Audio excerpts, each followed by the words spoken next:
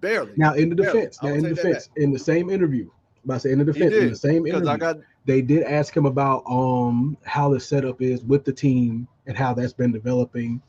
Because he did say this is they're working more to a that pro video up too. style ethic. Yeah, I was thinking Yeah. because they're working more to a pro style. I didn't get a chance to watch too deep into it. So Don't like, worry. so you'll be able to That's fill why us I'm some your gaps for me. co-host. That's why I got you. That's why we do this.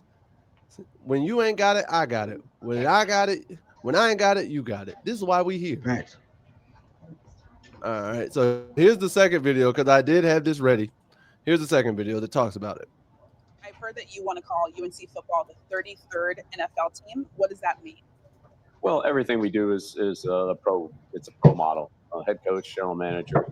We want the players to develop professionally to their maximum football level, academically, and as a pro in life. To be ready to go into wherever life takes them, whether that's going into business, working for a company, or whatever that happens to be. So there are life lessons. It's similar to the college to pro that we used to have in the NFL, where the college players became pros. Now the high school players and all college players are getting monetized, and so there's an element of a professional job of football, as well as the academic side of the college scholar athlete. All right, so when you think about this UNC football team, they haven't won an ACC championship since 1980. I know you said I'm going to be hard on you, but yeah, I know that. Yeah, Lawrence Taylor, I know.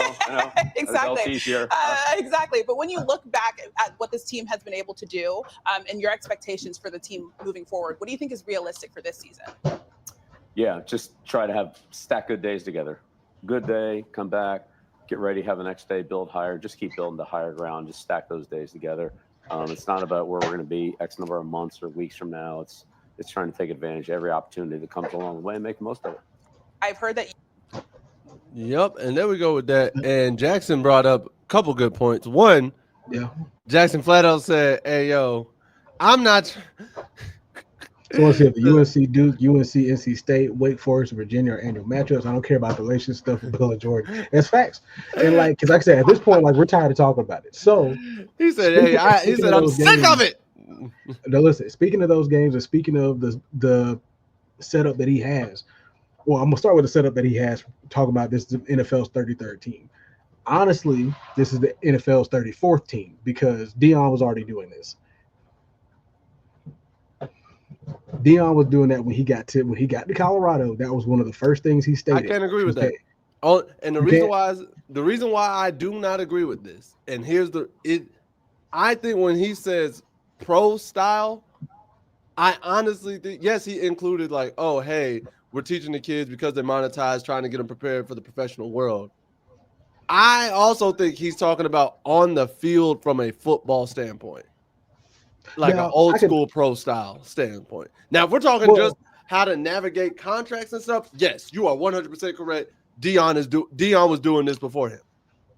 I don't think it's just in the fact of developing for navigating contracts and navigating, being the athlete.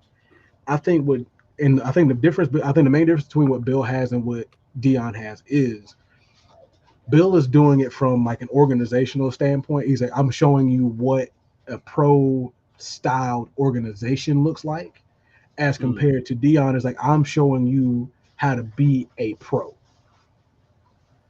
Yeah. So I think what the difference is, organizationally, yes, I would definitely give Bill the 33rd thing over Deion in that situation. However, I think Deion has also been throwing that sense of we're developing professional athletes. Because once again, Deion also, I think the other difference between Deion and Bill is Deion's not just developing players to be players and be professional athletes, but Deion's trying to develop these boys into men. Deion's trying to develop these boys into men. I'm trying to get you prepared for life outside of football if football don't work. But I'm also trying to develop you and show you what the work ethic of being a pro looks like and how you can navigate being a pro when you hit that level. To where Bill is showing you this is what a professional organization looks like. This is the kind of work you have to do to develop into being a pro, and this is what you have to do organizationally in being a professional athlete. And I'll say this, Deion, one, I agree with Jackson here. He's sick? No, he climbed out his bed. So as my co-host goes and takes care of his son, my nephew, the little one, I'll agree. One, I agree with you, Jackson, that I think Bill did do a great job in the interview here. But also, in my opinion, y'all, I see Dion as one. He's going to give the players a more candid and upfront answer in terms of how to be a player, how to be a pro. I think we can all agree Dion connects with players a little bit better than Bill does because a lot of these are young African American men who, needed somebody who can connect with them, understand them, how they move. That's not to say Bill doesn't have that connection, but Bill is doing it from an organizational standpoint, whereas Dion is doing it from a personal standpoint of trying to build them the right way and make sure they know how to operate and move and groove and do everything they got to do. So I will say that about the two.